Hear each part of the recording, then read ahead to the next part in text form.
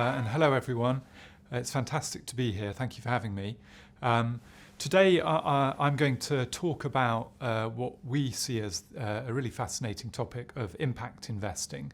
This is an area that is, I think, growing fast in terms of general interest. We think it can play a really crucial role in delivering good investment outcomes for our customers, as well as, importantly, sustainable outcomes for some of the major challenges that the world faces. So impact investing is going to be today's topic. And we'll sort of, in brief, what we'll do today is we'll talk through some of the differences between ESG and impact investing, so where impact and sustainable investing sits on the spectrum of responsible investing. We'll talk a little bit about where impact investing came from and the role and the purpose that it can play in delivering on that dual objective of good investment returns and positive social environmental outcomes.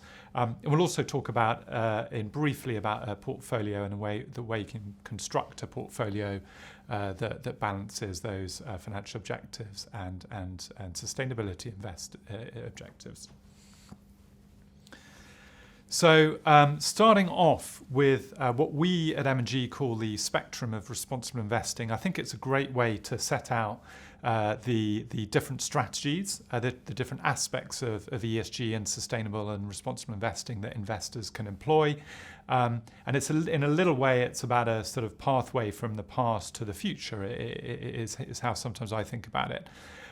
But if you focus on the bottom left, the first sort of two or three of those columns are very much about excluding or screening out companies that are, let's say, have a potentially negative impact, that companies that are in controversial business areas or companies that are sort of generally accepted as being misaligned maybe with the values of sustainability and responsibility. So those are areas like tobacco and alcohol, potentially gambling, but also some of those high carbon sectors that increasingly investors are kind of concerned about the impact of those sectors.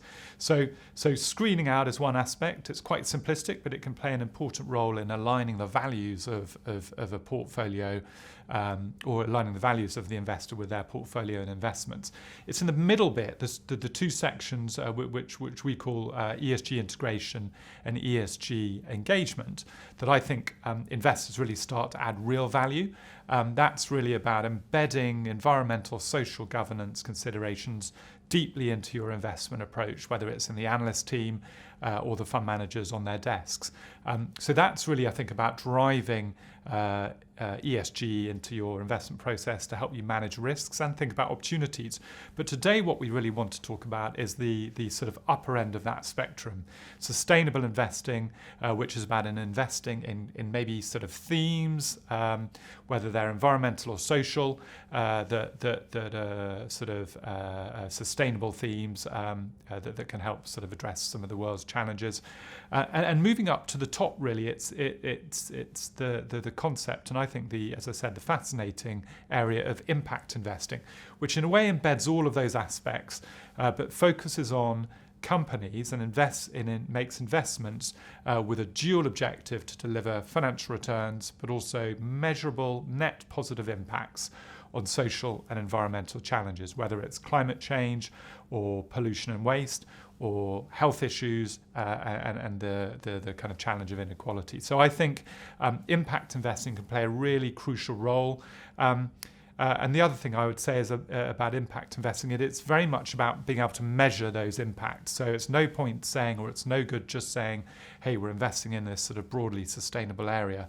Impact investing is an approach where you need to demonstrate to your investees and to your investors the positive impacts that are being generated by the portfolio. So I think I've sort of mentioned the point of challenges, but moving on to the next slide, we really see here, I think, the range of challenges that we think impact investing can address.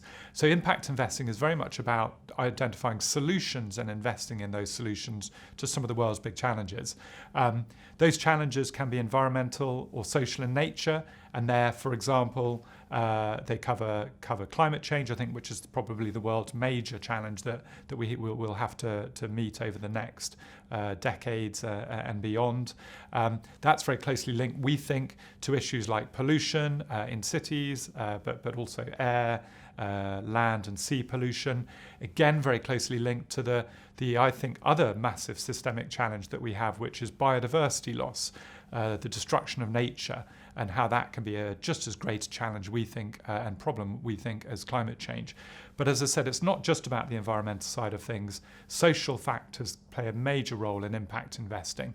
And impact investing can be used and make investments that are presenting the solutions to issues like some of the world's major health challenges. We're right in the middle of this terrible pandemic at the moment, but impact investing can contribute to identifying solutions in testing and diagnostics for issues like COVID-19, but a broad range of other areas. But it's not just about health, it's also about how do we provide good educational standards for people around the world? How do we provide access to that education in poorer parts of the economy? And then, linking that to a bigger question of inequality. How can investors really identify companies that are driving down inequality and providing access to really much needed economic sort of activities that we take for granted, but many people in other parts of the world don't.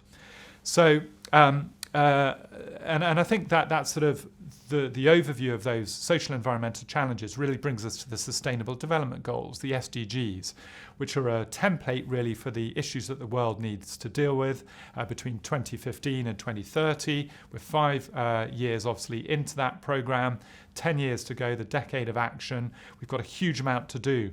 But one of the points that I think has become particularly apparent in the current crisis is how interconnected all these issues are. Sure, the current pandemic is a health crisis, but there are huge links to sort of environmental degradation, mistreatment of animals, and the broader climate crisis. In turn, those factors are having significant links on equality, on lack of education, or the challenges to education. We think the Sustainable Development Goals represent this sort of interconnected web of issues which impact investing can focus on and contribute to in their entirety. And I think that is a fascinating sort of issue to deal with, but a real opportunity as well. A piece of work we did at M&G as we were sort of midway through the pandemic was really to try and take a look at the interconnected nature of those issues, but also to try and say, okay, we're 5 years in, as I mentioned, 10 years to go of the SDGs. Where is progress where we need it to be, and where is progress falling significantly behind? In brief, there's a sort of long document which we'd love to share with you, but in brief, the findings were that, of course, not surprisingly, we're significantly behind schedule, even in spite of some of the progress that has been made. But we're behind schedule on a lot of the SDGs, particularly those social ones, where I think the COVID-19 crisis has really set us back even further than where we were before. Some of the areas, interestingly, and maybe a bit more hopefully, on the environmental side, whether it's around reducing pollution or addressing climate change by developing renewable energy infrastructure, we think there's so much focus on them that actually we think those areas are accelerating. But overall, the SDGs, huge area of challenge, enormous amount to do. So bringing it back to our approach to impact investing, that we think is a way of thinking about these challenges and identifying the solutions. You can see here on the chart the 6 impact areas that we have at M&G in our Positive Impact Fund. There are 3 environmental, 3 social, and you can see what they cover there. I've touched on them in a couple of ways before, but we think that the scale of those challenges, environmental and social, and the need to allocate and direct capital towards the solutions to those challenges, we think is what impact investing is all about. So a framework to help you identify the areas of challenge, and then identify within those areas that you can identify in individual companies that can provide those solutions. That's the approach that we take. So moving on to the process that we use at M&G, to help us identify those solutions, which brings us to the next slide, which represents what we call the triple I approach, the 3I approach, which is our impact framework effectively. And the 3 I's stand for investment, intention, and impact. The first element is maybe a more traditional approach for identifying sustainable business models with excellent management teams and significant sort of demonstration of historic success in delivering on, in this case, business models that are helping to address some of the world's big problems and big challenges. So we're looking for quality business models that we think will be here for the long run, delivering on what their purpose and what they've set out to be. Now that point of purpose brings us to the second I, which is intention. Now this is one of the key attributes, the core characteristics of impact investing. And it's all about identifying companies with a clear purpose, a clear mission to address this social or environmental challenge that the business is designed to deliver on. So it's all about identifying companies that aren't just demonstrating good PR campaigns, but actually companies that walk the talk, where the purpose flows right throughout the organization, from the board and senior management through the operational divisions and all the employees. So companies that really embrace the purpose of delivering on those, delivering solutions to these challenges. And then that brings us to the third I, which not surprisingly refers to impact. And for us, that is quite simply about identifying those businesses where there is a clear, measurable, net positive impact from the company's business activities. So in other words, companies that are selling products or services that are specifically designed to solve these challenges. It's not just a small proportion of the company's revenues and business activities. It's ideally all of their business, or a significant majority of its revenues, are coming from that positive impact area. And the measurability point is crucial here. This is where we as investors need to be able to measure, assess, evaluate and monitor that impact that the company is having. So maybe to bring it to life 1 second, we're going to turn to the company example that we have, a fascinating business, a Danish company called Rockwool, which provides insulation, buildings insulation that helps significantly reduce the environmental impact of and the greenhouse gas emissions from the business sector, the building sector. And it's a really crucial area. So, depending on what the assessment is, 25 and 30% of global greenhouse gas emissions come from buildings. It's an incredibly, at the moment, inefficient and resource intensive and actually wasteful area of the global economy. But if we actually address those emissions, improve the energy efficiency of these buildings, we are solving a very significant part of the climate challenge. So sure, we need to deliver and generate renewable energy, but once that energy is generated, we need to manage it much more efficiently. So Rockwool is a Danish company which produces stone wool. It's a great business model. It's got very, very strong, thinking about the first I, it's got very, very strong market positions.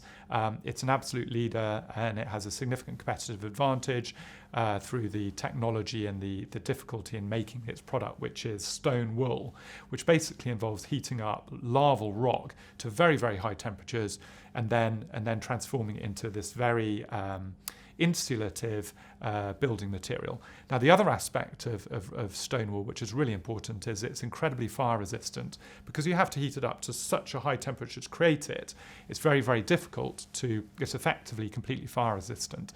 So it's a really good example of a company that serves a dual purpose of not just buildings and insulation, but actually a major safety role it can play as well. And when we come to thinking about the impact, it's all about being able to measure that. And over the lifetime of the company's product products, just looking at 2018 as an example, the buildings equipped with Rockwool's products could save 200 million tonnes of greenhouse gas emissions over their lifetime.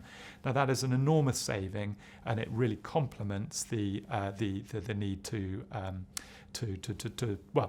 it complements and plays a part in delivering a global ecosystem that is much more efficient and much less wasteful. So, and for what it's worth, it's a fascinating company that also helps to, you can use it in hydroponic agriculture and reduce the use of water by very, very significant margins. So we're moving into a world where not just climate change is happening, but water scarcity is increasing. Clearly those two are linked, and Rockwool can play a role in developing more of a sustainable agricultural system as well. So that is hopefully an example of a company that illustrates our III investment approach, our approach to identifying impactful businesses across sectors, across those environmental and social challenges, to deliver long-term returns to our customers and clients, but also to help address some of the world's major challenges. Now, hopefully today you've had an overview of where impact investing sits within that ESG spectrum. We've talked a little bit about where impact investing, what it does and where it came from. And also hopefully this has shown that in our mind, impact investing is not just about doing good. It's also crucially about delivering excellent returns over the long term to investors. And so with that, I think I'll pause and say thank you very much for listening. Thanks, Ben. We're going to follow up with a bit of a Q&A now. To what extent has the current pandemic sped up interest and demand in sustainability and impact investing? Yeah, so I think it's sort of definitely accelerated the interest in the sustainability area and impact as well. I think, but it's built on existing momentum that was already really quite sort of significantly in place and had been building up over the last sort of, I'd say 2 or 3 years in particular. And that momentum came from a combination of tighter regulations pushing for sustainability across all aspects of society, really, including in the financial services sector. I think kind of our clients were increasingly pushing us, whether they're institutional or wholesale, to really demonstrate that we're managing their investments responsibly. But I think also the case for ESG, sustainable impact investing from a financial point of view, is increasingly been made more clearly. There's lots of evidence increasingly showing that investing with an ESG mindset and investing in sustainable areas, far from reducing your returns, can actually over time, over the long term, improve your returns. So I think it was building on existing momentum. But the other thing I would say is I think kind of what really the COVID period has done is it's really highlighted the crucial importance of resilience. If nothing else, the COVID pandemic was a kind of challenge to the global resilience, and I think ESG is very much about identifying companies with resilient business models that look after their supply chains and thinking about their broad range of responsibilities. So I think resilience has been a big lesson, and I think that's accelerated the push towards sustainability. And I think the other point is that it's really highlighted the incredibly interconnected nature of things, so that if you take an ESG approach, thinking about the broad range of risks and issues that your companies face, you're much more likely to manage that portfolio and that portfolio of companies more effectively. How have M&G been engaging with companies in the M&G Positive Impact Fund during COVID-19? Yeah, so engagement is an absolutely fundamental part of our role and our responsibilities as a fund manager at M&G. That sort of flows right throughout the organisation. And on the Positive Impact Fund, it's always been a core part since the fund launch about a couple of years ago. It's been a core part of the investment approach. But I think what happened during the kind of pandemic was, going back to that resilience point, it sort of gave us a chance, and maybe gave us a responsibility to really kind of explore with our relatively small number of investments on the fund. There's about 35 holdings. Really gave us a chance to reach out to every single company, give them our support, which I think was pretty crucial as a long-term, sustainable, impactful investor, but understand how they were coping with the pandemic, how they were, sort of demonstrating resilience, but also how, and crucially, I think from an impact standpoint, how they were sort of delivering on their core purpose. So what were they doing to use their skills and their resources to actually help their local communities, support their employees, address the challenge of the COVID-19 pandemic itself? What were these companies doing? And we learned a huge amount from those companies. I could give you examples, but I think I'll say that we were really encouraged by how these companies were demonstrating their purpose in helping kind of address the challenge that the world was facing.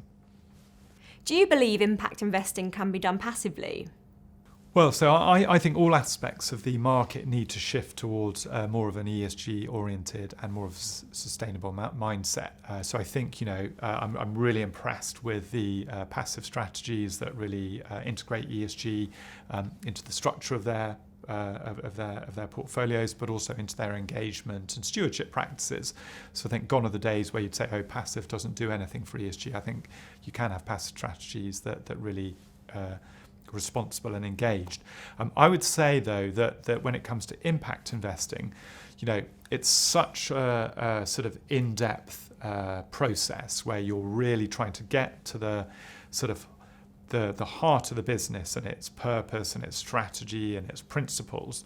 And there's a huge amount of sort of one-to-one discussions that needs to be happening. And then you have to sort of understand, I think you need to run those investments through a framework that is pretty structured in terms of identifying positive impact, not just overall positive impact, but net positive impact companies. And I think that's very hard to do in a sort of index-like strategy.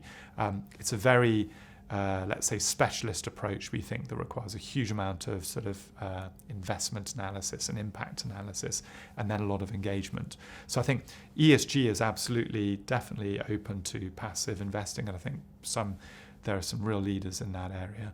I think in impact, it's really more of an active strategy. Based on your III process, would you classify Tesla as an impact investment for the M&G Positive Impact Fund?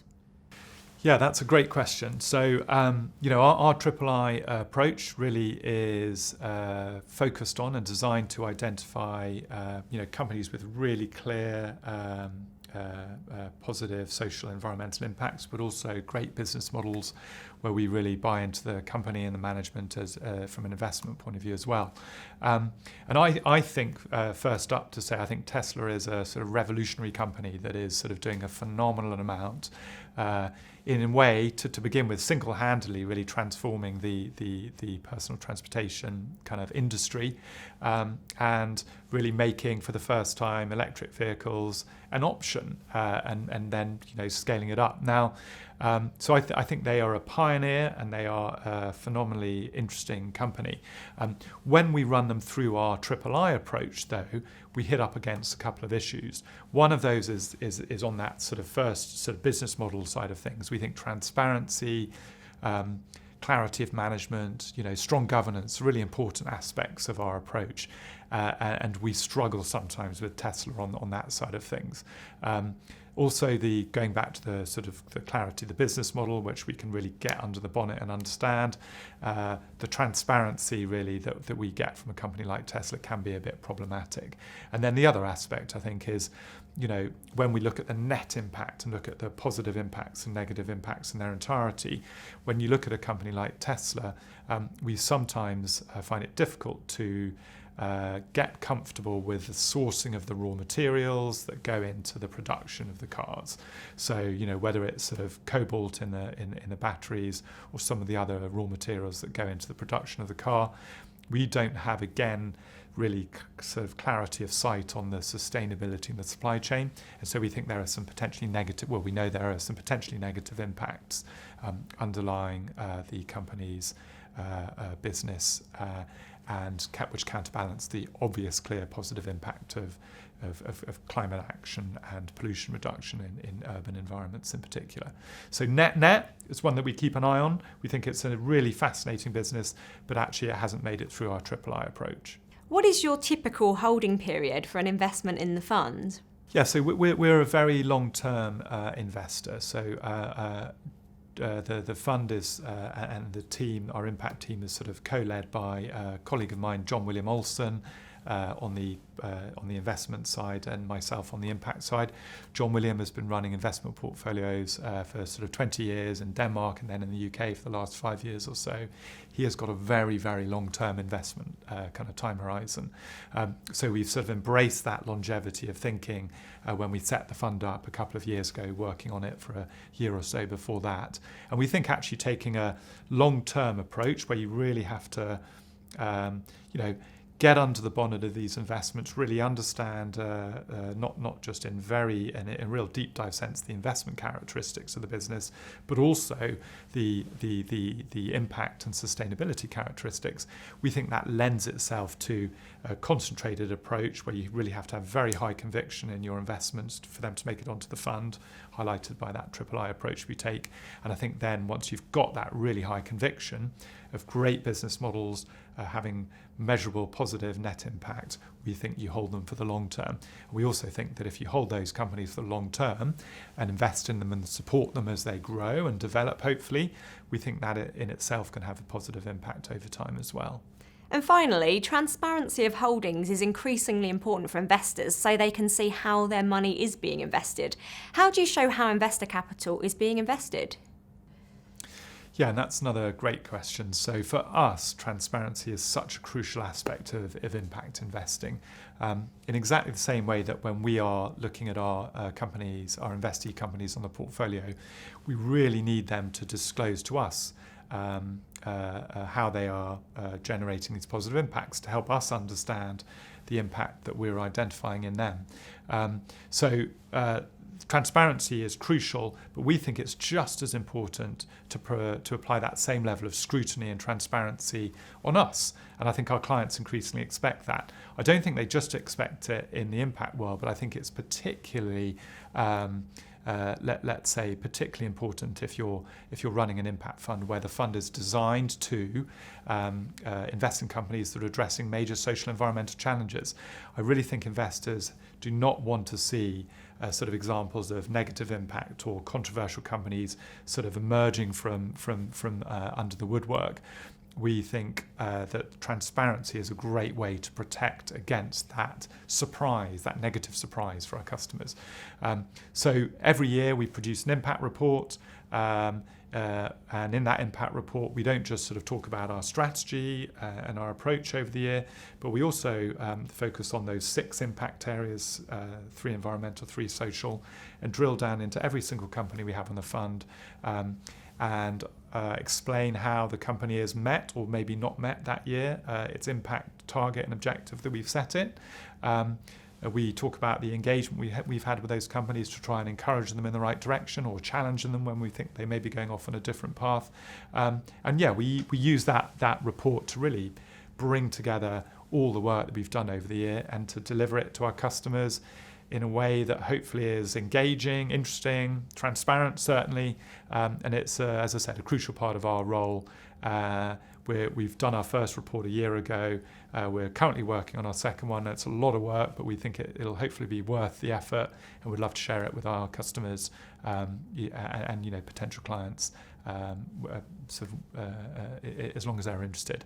But we think transparency is a crucial aspect of impact investing.